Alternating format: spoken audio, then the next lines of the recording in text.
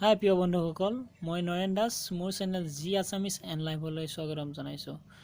আজি আপোনালোকক এই জিঅ' ফোনটো কেনেকৈ অটো স্ক্ৰীন লক কৰিব পাৰে তাকে লৈ আপোনালোকক অলপ আলোচনা কৰিব ওলাইছোঁ।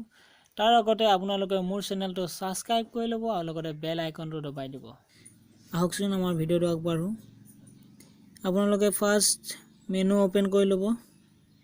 ছেকেণ্ড যাব ছেটিংছত যাব। ছেটিংছ ওকে কৰি ল'ব।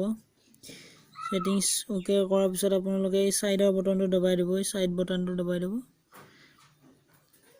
নেক্সট আপোনালোকে ডিসপ্লে ওলাব। ডিসপ্লে যাব। ডিসপ্লে ওকে কৰিব। ডিসপ্লেটো আপোনালোকে ৱালপেপাৰ চেঞ্জ কৰিব পাৰিব। এইটো চেঞ্জ কৰিব পাৰিব। ইয়াত ওলাব আপোনালোকে কেমেৰা মাৰিব পাৰে, ৱালপেপাৰ গেলেৰি যাব পাৰে। আপোনালোকে এইটো কৰি ল'ব। নেক্সট আপোনালোকে তলত যাব। এই তলৰ বটন দবাব। এটা ব্ৰাইটনেছ বঢ়াব পাৰিব আপোনালোকে। এটা বঢ়াব পাৰিব, কমাব পাৰিব আপোনালোকে।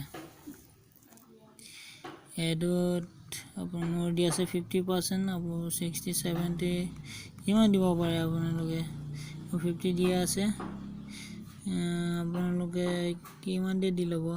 নেক্সট টাইম আপোনালোকে যাব পাৰে স্ক্ৰীন টাইম আউট।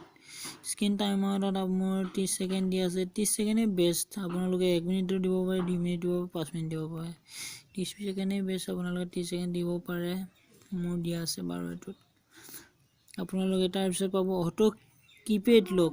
এইটো অফ হৈ আছে মোৰ, আপোনালোকে অন কৰি ল'ব।